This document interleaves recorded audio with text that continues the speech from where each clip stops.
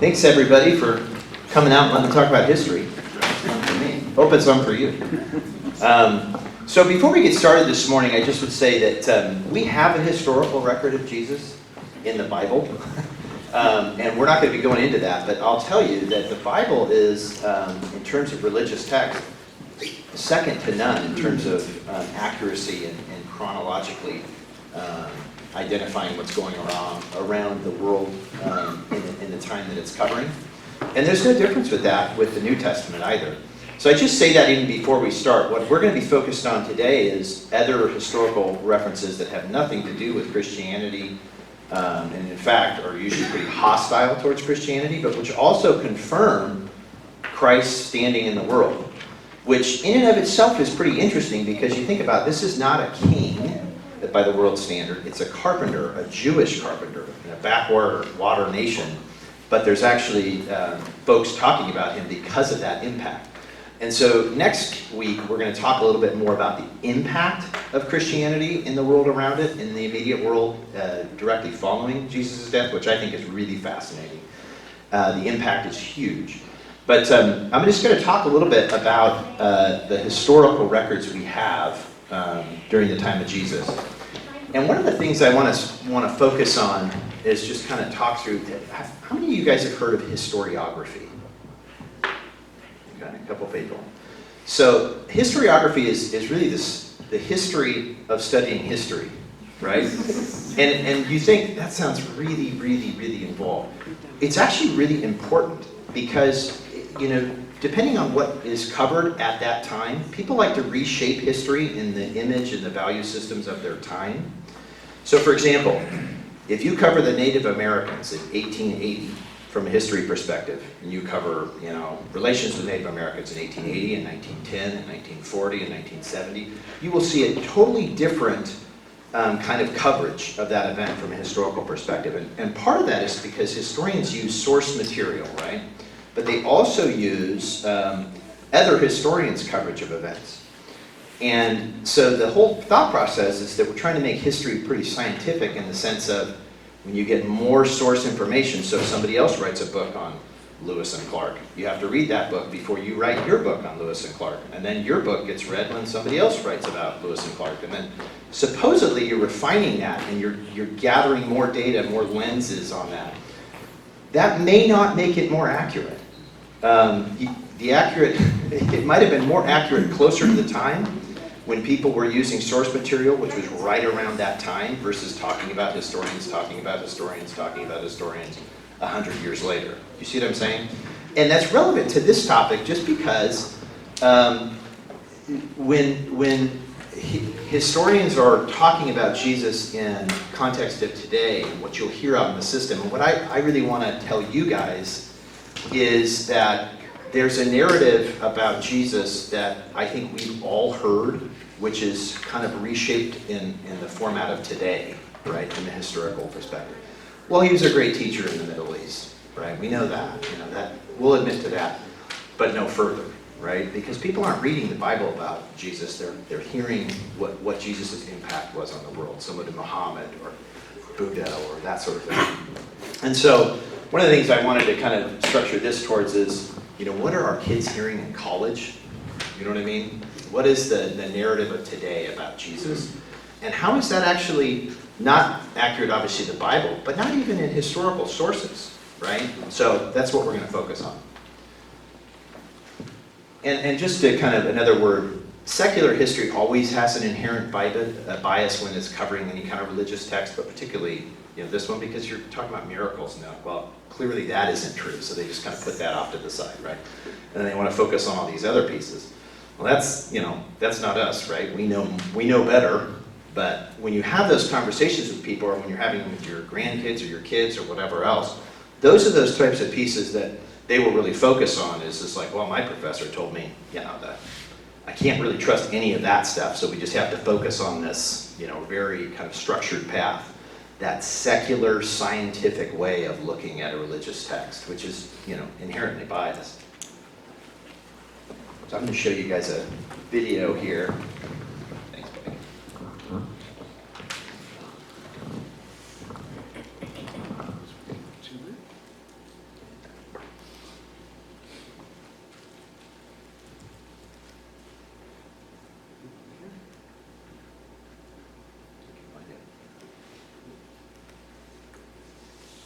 You know what, just go ahead and put in a, oh, maybe it doesn't thank you. That was it up there at the top. I think it was that video. Right there. Yeah. The answer is what has been called the quest for the historical Jesus. Here we're going to briefly survey 4 phases of this quest. In the 18th and 19th century, what has been called the first quest for the historical Jesus sought to find a Jesus set free from the mythical worldview of the Bible. Drawing from philosophical rationalism that arose during the birth of science and the period of the Enlightenment, scholars tried to find a non-supernatural Jesus. Many of these scholars concluded that Jesus was a mere man, an ethical teacher, proclaiming the love of God and the brotherhood of all human beings. The miracles, they said, could be explained away from unrecognized causes or perhaps mistaken observations made by primitive peoples. The feeding of the 5,000, one scholar suggested, occurred when rich people were encouraged to share their own lunches by a little boy's unselfish example. Another scholar suggested that Jesus only appeared to be walking on the water, when in fact he was walking near the shore and there was a mist covering his feet. These are rationalistic attempts to explain the miracles of Jesus. Albert Schweitzer, in his classic book, The Quest for the Historical Jesus, chronicled this first quest. He showed that these scholars were merely creating a Jesus in their own image. They transformed the historical Jesus into a modern philanthropist, preaching an inoffensive message of love and brotherhood. With Schweitzer's devastating critique, the first quest petered out. A second phase that followed this first quest has been identified as a period of no quest, or extreme skepticism concerning the historical Jesus. It's identified especially with Rudolf Bultmann, the leading German New Testament scholar of the 20th century. Many people and things influenced Bultmann's perspective. Let me just point to a few of these key influences. The first influence was David Friedrich Strauss, who in his book, The Life of Christ, critically examined, denied that we could find natural explanations for supernatural events in the Gospels. He argued instead that the miracle tradition as a whole represented myths and legends that developed over a long period of time. While before Strauss, the Gospel of Mark was considered to be a generally reliable historical account, Strauss claimed that it was mostly myth and legend created by the later church. If Strauss claimed the Gospels were overlaid with myths, William Rada sought to show that the Gospels were theologically motivated propaganda rather than historical narrative. He challenged the first quest assumption concerning the historicity of Mark's Gospel, claiming that Mark and others before him had created a motif he called the Messianic secret as a way to explain Jesus' essentially unmessianic life. The significance of Rada's work was that the Gospels were now increasingly viewed not as historical documents, but as apologetically motivated propaganda intended to promote the theology of the early church. If Strauss and Rada questioned the historicity of the Gospels, Johannes Weiss challenged the 19th century view of Jesus as an enlightened liberal social reformer. He sought to place Jesus' kingdom preaching in its first century context. In this context, Weiss said, the kingdom of God was understood as God's end-time intervention to dramatically judge the wicked and deliver the righteous. According to Weiss, Jesus was a wild-eyed apocalyptic prophet expecting the soon end of the world. In his book, The So-Called Historical Jesus and the Historic Biblical Christ, published in 1892, Martin Kaler claimed that the quest of the historical Jesus was completely misguided and was doomed to failure. Kaler claimed that the so-called historical Jesus, reconstructed by the rationalists, was not the real Jesus at all, but a figment of scholarly imagination. The only real Jesus was the Christ of faith, worshipped in the church. While Kaler's goal was to salvage the significance of Jesus for the church, in fact, he separated the historical Jesus from the church's Christ. We come now to Rudolf Bultmann's perspective, which was influenced by all of these people and others. Like Strauss, Bultmann claimed that the Gospels were filled with myths that arose in the context of the preaching of the early church. The earliest church had little interest in the historical Jesus. They were concerned only with the Christ of faith, who they worshipped in the present, rather than the Jesus of history shrouded in the mysteries of the past. Since the Christ of faith was still speaking to the church through the prophets, Bultmann said that the church had no problem placing the words of these prophets and teachers on the lips of Jesus. He assumed that the eyewitnesses played almost no role in passing down the traditions about Jesus. It followed from this that the origin of the gospel tradition must be found in the theological concerns of the early church, rather than in the life of the historical Jesus. From his perspective, the historical quest for Jesus was DOA, was dead on arrival. This period of no quest, and Rudolf Bultmann gave way to a new or second quest. Some of Bultmann's students felt his skepticism had... Go ahead and stop it there. So, what I was trying to kind of show from there is that we have a pretty good narrative, again, when you think about it, in the Bible itself, right? The Bible combines history and theology. It doesn't try to parse it out.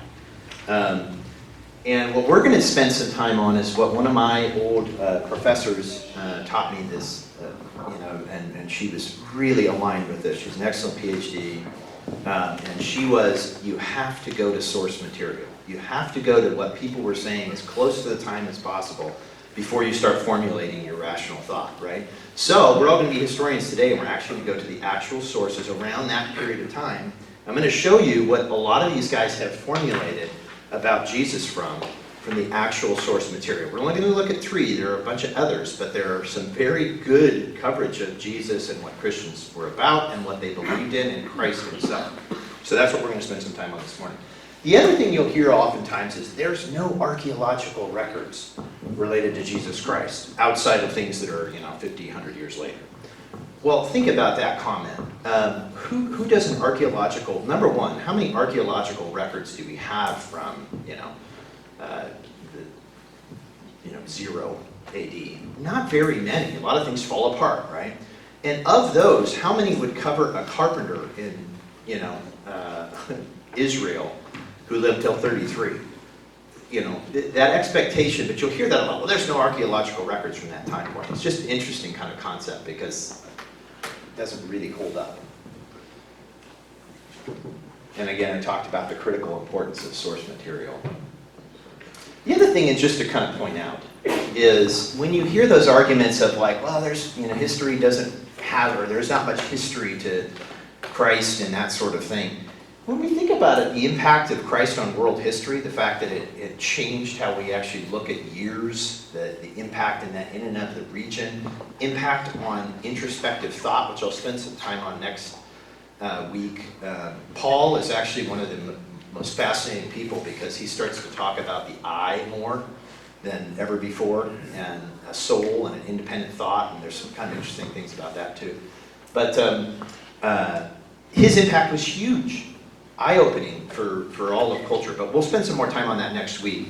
But that's just its own justification in a way. So the first source material we're going to spend some time on is Josephus. Now you guys have heard me talk, those of you that have attended these things in the past. And by the way, it's fun to be back together doing Sunday school, isn't it? Thanks for Matt and Blake's leadership on that, just getting us back together. It's fun to talk about this stuff. It's fun for me anyway. I hope it's fun for you. Do you guys remember this? So this was a gift, one of my favorite gifts ever, from a guy named Paul Frederick, who you guys know. But this is the complete works of Josephus, bound in denim. Yes. So I don't know who did this. Paul doesn't either, because he got it when he was at seminary, but that is a pretty cool guy, whoever. Well, odd dude. I want to know this person. So anyway, but Josephus in denim. So we're going to talk a little bit about Josephus. So just to kind of put this, and I want to do a little bit of a review with you guys. You remember the different sects that you heard about during, when you hear sermons and things, you hear about these. We spent some time on how these developed when we did the 400 Years of Silence. I don't know if you guys were in that when we talked about that. But these are 3 of them. Can somebody that existed around the time of Jesus? So these are divisions of people groups. Think about them like political parties that existed when Jesus was living in Israel. Anybody have a definition for an Essene, roughly? Who are the Essenes? I'm looking. I feel like I mean, descriptions of what they were about, how they interacted. yeah, I mean, weren't they sort of a recluse group of people that were sort of inculcated in amongst themselves, who wanted to purify themselves in order to sort of keep away from the worldly influence upon their sort of sect or culture? Yeah, I knew Sean would know. That's exactly it. So picture the modern, the ascetic. You know, they were almost like the Quakers of the day, or maybe not the Quakers, but people that said, hey, you know what, we're going to go out to nature and we're going to get away from all this, the trappings of the world, to be able to appreciate God better. And then, of course, you have the Pharisees, and the Pharisees were separate ones. These are folks that really wanted to keep pure from, you know, the world around them. You guys all know what zealots were. And then there was the actual ruling class, which were the Sadducees, right? And the Sadducees were wealthier, they were connected, they kind of liked the status quo, they wanted to kind of stay in power, you know, as much as they could in a power-sharing agreement with Rome and that sort of thing. So for the rest of the Jews, the Sadducees were kind of the collaborators, right? They were the kind of the people that you pointed at and be like, those guys are not, they don't have God's will, they're kind of trying to split the baby all the time. So what's just interesting, and I pointed this out last time, I'm not going to spend a lot of time on it right now, but the Pharisees were kind of the real heroes of the day. I mean, from our perspective, we would probably resonate more with the Pharisees. They were really trying to hold with biblical law as much as they could and not get corrupted by trappings of Rome, not go live out on poles and you know, the Dead Sea Scrolls were probably an Essene sect. So these are people that live out in the middle of nowhere and hide from people almost because they don't want to be around the trappings. And then of course the Zealots were like, it's incumbent upon us to actually increase military change and change the world around us. Like they saw their, you know, they saw that in a Judas Maccabeus kind of standpoint. It's like eventually you just got to pick up a sword and go to war. And we talked a little bit about the Maccabean revolt, which is covered in this book. Page by page in prior discussions.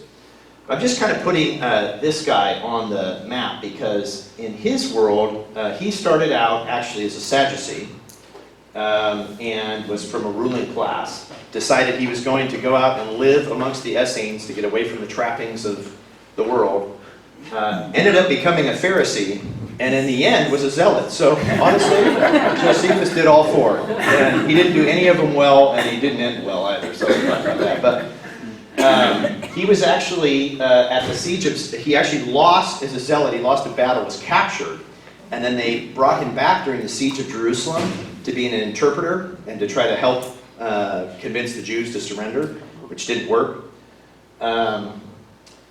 And eventually, following that, he was actually taken as a captive back to Rome, and kind of wormed his way into some patronage from the emperor, and was able to become a historian, and really became a chief apologist for Judaism after it had been almost obliterated, at least Jews in Jerusalem. This is following the fall of Jerusalem and that sort of thing. He was an apologist for his own religion, kind of saying, well, we got off on some bad tracks with Rome, we should have never done that, but you know, there's some really good things about Judaism. And why that's relevant is this is not an apologist for Christianity at all. In fact, he hates Christianity. He thinks it's part of the downfall of his own, you know, his own religion. So Josephus does a couple different works, but his biggest one is this Antiquities of the Jews, which is what we're going to talk about this morning, and that's this big old book.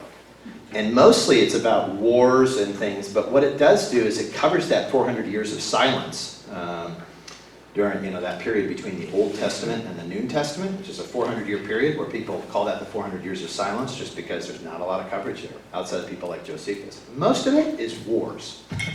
Most of it is wars where the Romans and the Greeks were kind of vying for power in Jerusalem, and the Jews were trying to figure out how to keep their power and try to, you know, keep their religion pure.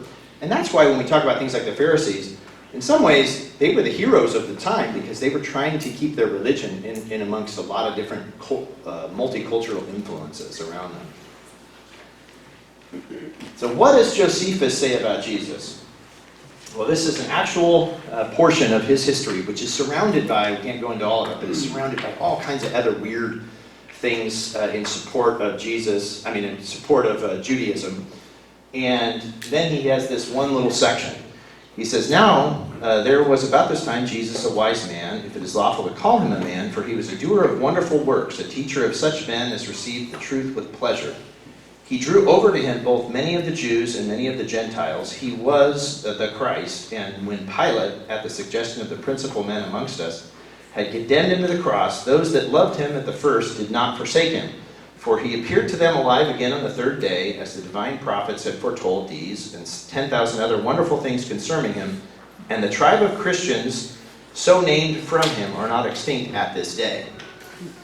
Pretty good coverage from Josephus, who actually, you'll see some other sections, he doesn't like Christians. He wants Judaism to regain its glory. But he's very subtle in how he does that as a Roman person. So just to go back, Josephus is writing, this around 80 AD. By the way, AD, Anno Domini, which, Day of our Lord. So again, there's some subtle hints in history. Something happened. There was a guy, yeah. I'm interrupting your... Yeah, no, that's good. I interacted. So is he saying it from, his account, or is he just recording what is said about him? Is he saying Christ rose from the dead? It's a great question. He's kind of speaking in almost a prophetic verse at this point in time. He's talking about this from a theological standpoint of what was believed about Christ. You know what I'm saying? Sure. He doesn't believe this stuff, and that's clear in his writings.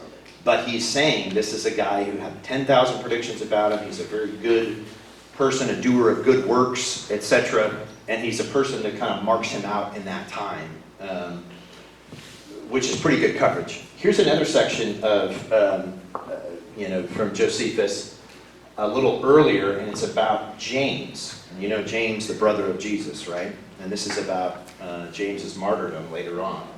You can see, and now Caesar, upon hearing the death of Festus, remember we were just hearing about Festus. Schuyler was talking about Festus with us not too long ago, right? Upon hearing the death of Festus, sent Albinus into Judea as a procurator, but the king deprived Joseph of the high priesthood and bestowed the succession to that dignity the son of Ananus, who was also himself called Ananus. Now that report goes that this eldest Ananus proved a most fortunate man, for he had 5 sons, and all had performed the office of a high priest to God. The reason I leave all this all in there is, it's like these are he called these annals, so they're just yearly reports of what was going on during that time, right? So, and you can see he talks about, he was also of the sect of Sadducees, this new guy. And the Sadducees are very rigid in judging offenders above all the rest of the Jews, as we have already observed. I just think that's interesting, because these are the collaborator people. So they're like, do not upset the status quo. So when something starts to go awry, there's somebody that might get us in trouble, they come down hard, because they know that Rome's going to come after them. They don't want to lose their power and prestige in society. And I said this during our 400 years of silence, but there's so many, nothing has changed under the sun. There's so many different, we're all just kind of products of how we relate to each other as human beings. And honestly, if you took some of these groups and you applied them today, you could probably start to say, oh, that reminds me of this type of people, or that type of people. It's just interesting. But you can see here that a little bit further down in this section, Festus was now dead, and Albinus was but upon the road, so he assembled the Sanhedrin of judges, and brought before them the brother of Jesus, who was called Christ, whose name was James, and some others. And when he formed an accusation against them as breakers of the law, he delivered them to be stoned. And it goes on for quite some time there. So again, in these next 2 coverages, you're going to see even more persecution on Christians, which is, remember, these sources are talking about this in kind of like a good way, like, well, we're trying to stamp out Christianity. But there's another example of him referring to Christ, James, Festus, all the same things we get out of this alleged, corrupted Bible, if you hear it from a historian's perspective. Those things all line up. So you guys might have heard of Tacitus.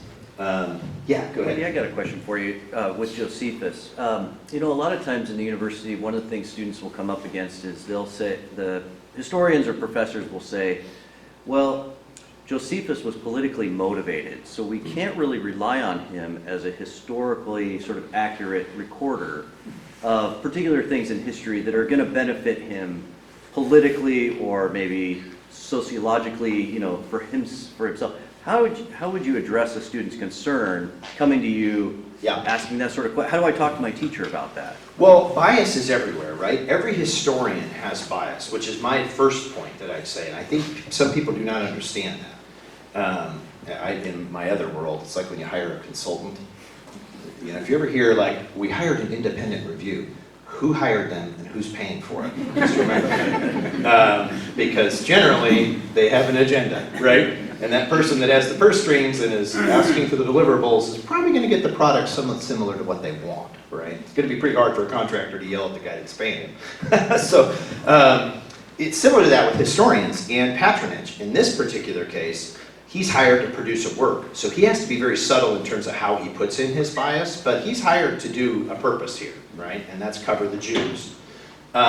His whole, if you read through this, which actually I've done because I think it's fascinating, but I would not, I mean, it's just endless battles and, you know, regnal lists and weird stuff. So, but the bias that he has is absolutely pro-Judaism. If you read through this document, what he's trying to do is reintroduce Judaism as not all crazy prophetic dreams, you know, from a weird sect, but a pretty thriving nation of the past that got stamped out because they ran into some real weird religious kind of bad stuff and then ended up in a situation where they were in competition with Rome and got destroyed for it, right? So this is right after the fall of Jerusalem and the second diaspora of the Jews. So I guess what I'm saying is you have to understand there is bias, and then you have to understand if that bias, how that's going to affect the subject matter that you're actually trying to obtain. In this case, the fact that he is so pro-Judaism and not the excesses of Judaism, which is what he would think Christianity is, that would actually, in my mind, create a more compelling reason to trust him because he has no reason to support Christianity. Do you see what I'm saying? And his very minimal coverage of Christianity, too, also speaks to that, too, because it's not even on his radar. He doesn't really care about it. You know, he has just a couple blurbs, whereas the rest of it is all this Judaic history. You see what I'm saying? That's how I would answer it. But on Publius Cornelius Tacitus, you guys probably heard of Tacitus, premier Roman historian. If you guys are starting to get bored to tears with history at this point, at least you can appreciate the fact that I have different ways of advancing the slide now that I've introduced. I'm spinning it in now, so hold on to that. So he's a primary source of much of the Roman history. Publius is our primary source for like the Germanic wars, Caesar information. Again, he's not writing that long after Jesus. Again, this is a pretty, close to the time source. And he's a really well-trusted historian. I mean, he's a writer of history. He's an attorney by trade, but he's a writer of history. And what we're going to be talking about now is, again, the Annals, and this is similar to Josephus. He just covers it from like a year to year. His Annals is a year. So he's trying to do a good work for Roman history, right? And what we're going to be talking about is coverage of the Roman fire. Which there was a fire in Rome. You guys remember Nero. He's going to be covering that portion in this section. So, he's talking about the fire. But all human efforts, all the lavish gifts of the emperor, and the propitiations of the gods did not banish the sinister belief that the conflagration, what does that word mean, conflagration? Fire, yeah. Was the result of an order. All right, so basically, we threw all this, money and worship at the gods and still couldn't come up with a reason why this horrible calamity had to occur. So, now it's time for a scapegoat, right? This is where he's headed. Consequently, to get rid of the report, Nero fastened the guilt and inflicted the most exquisite tortures on a class hated for their abominations called Christians by the populace. Christus, from whom the name had its origin, suffered the extreme penalty during the reign of Tiberius at the hands of one of our procurators, Pontius Pilatus, and a most mischievous superstition thus checked for the moment, again broke out not only in Judea, the first source of the evil, but in Rome, where all things hideous and shameful from every part of the world find their center and become popular. So, not a fan, right? But I always think this is, but it's like New York, or something. It's like, if you want some weird sect from who knows where, it's going to end up in New York at some point, right? But what he's also doing is even by this time when he's writing, this is a big group, and it's causing a lot of issues for the Romans, and so he's kind of downplaying it, but he's also saying, like, it was everywhere. It's everywhere. It's still around. So he goes on, accordingly, an arrest was first made of all who pleaded guilty. Then upon their information, an immense multitude was convicted, not so much of the crime of firing the city, as of a hatred against mankind. Isn't that just the devil? And you'll see this in this next section, too, that I'm going to cover real quickly. But you can see, this is our forebears. They had to go through a lot for us to be able to sit in this church and talk about Christianity. Covered with the skins of beasts, they were torn by dogs and perished, or were nailed to crosses, or were doomed to the flames and burnt to serve as nightly illumination when daylight had expired. Nero offered his gardens for the spectacle and was exhibiting a show in the circus, while he mingled with the people in the dress of a charioteer and stood aloft in a car. Hence, even for criminals who deserved extreme and exemplary punishment, there arose a feeling of compassion. It's interesting that he's getting this. For it was not, as it seemed, for the public good, but to glut one man's cruelty that they were being destroyed. So, even the Romans were like, this guy is crazy with Nero towards the end. And it's sad that out of all that torturous, horrible behavior, you know what? They probably did a lot for spreading the gospel, even amongst the Romans, and how they responded to that. So we're going to cover one more. Pliny the Younger. There was an elder, so you could be like Ken the Younger or something. I just think about this for all time. He'll be the younger. I mean, the guy died as an old man. You know what I mean? It doesn't matter. He's still the younger. Anyway, AD 61 to AD 113. So he's a little later. And Pliny was a Roman lawyer, historian, and politician. He documented the Vesuvius eruption. By the way, where did Pliny the Elder die? I just gave you a big hint. The eruption, the Vesuvius eruption, which he covered. Pliny the Younger covered. His dad died in it. So, anyway. Appointed governor of Bithynia in AD 110. This is North Pontus, so it's kind of that northern portion of Asia Minor, Bithynia. He's a historian, he's a lawyer, like I said, he's a politician. But at the end of his life, or close to the end of his life, he's acting as a governor. And so what we're going to talk about today is a letter that he wrote to the Emperor Trajan, which will kind of illustrate, again, another discussion on Christ, but also the horrific stuff that was going on with Christians around this time, which we'll talk about next week a little bit to kind of illuminate the impact in history that Christianity started to have on the culture around it. It is a rule, sir, so he's writing to his emperor, who he's a pretty connected guy, Pliny, so not every governor of a little place could write to the emperor for advice, right? To refer myself to you in all my doubts, for who is more capable of guiding my uncertainty or informing my ignorance? Having never been present at any trials of the Christians, I am unacquainted with the method and limits to be observed, either in examining or punishing them. Whether any difference is to be made on account of age or no distinction allowed between youngest and the adult. He's trying to figure out, who do I interrogate, who do I prosecute for following this? Do I get the younger people, the old people, everybody? How do I stamp this out, essentially? Whether repentance admits to a pardon, or if a man has been once a Christian, it avails him nothing to recant. Whether the mere profession of Christianity, albeit without crimes, or only the crimes associated therewith are punishable on all these points, I am greatly doubtful.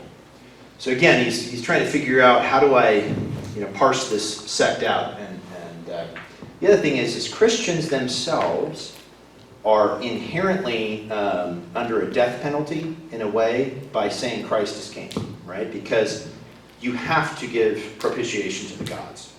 So you could be kind of subtle about that, probably, in terms of how you said, but generally, if they had you on record saying, yeah, I believe in a Christ that's not the emperor, or a God that's not the emperor, you could be under the penalty of death. And so he's trying to figure out, should I really kill these people? How do I determine what ages, that sort of thing. In the meanwhile, the method I've observed towards those who have been denounced to me as Christians is this. I interrogated them whether they were Christians. If they confessed it, I repeated the question twice again, adding the threat of capital punishment. You can see how he's the Romans were very good at law. I mean, don't think these are stupid people. They're trying to help these people through the process and not be too cruel, but they can't get around it because Christ drives a wedge. There's a belief system here which is at odds. If they still persevered, I ordered them to be executed. For whatever the nature of their creed might be, I could at least feel no doubt that contumacy and inflexible obstinacy deserved chastisement. There were others also possessed with the same infatuation, but being citizens of Rome, I directed them to be carried thither. So, if you're a citizen of Rome, well, let's not go there, it's too difficult.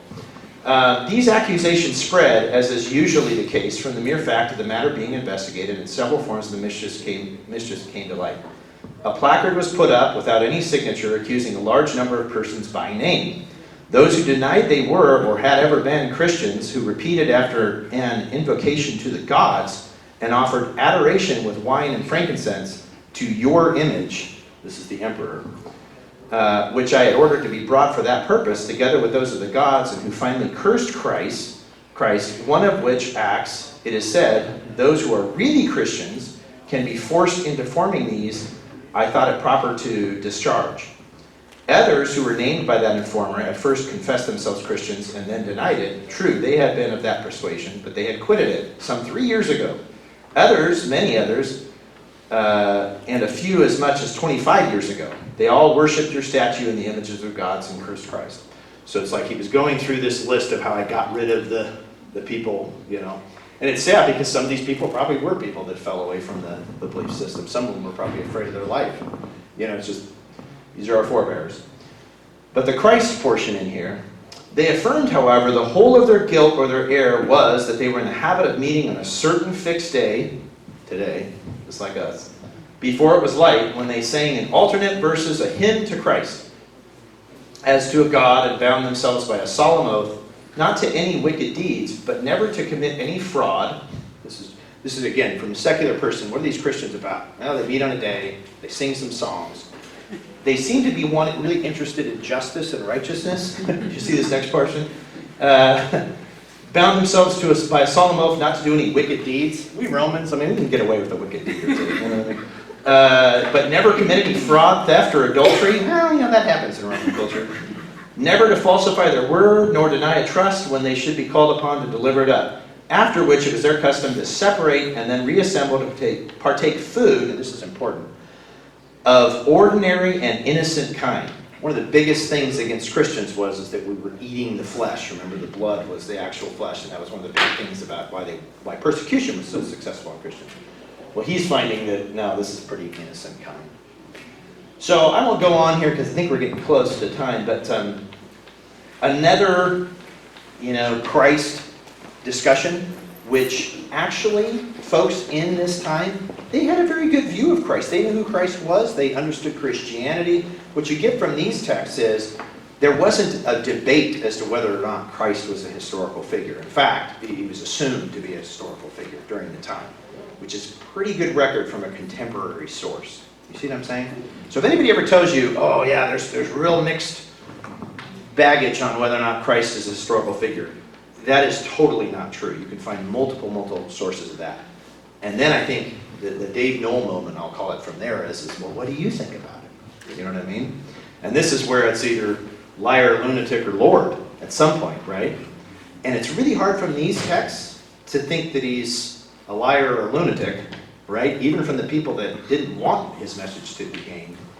So anyway, I hope that helps you guys kind of think about Christ in a historical perspective and not give in to the heresy of the day, which is there's a lot of discussion about whether or not he actually ever existed.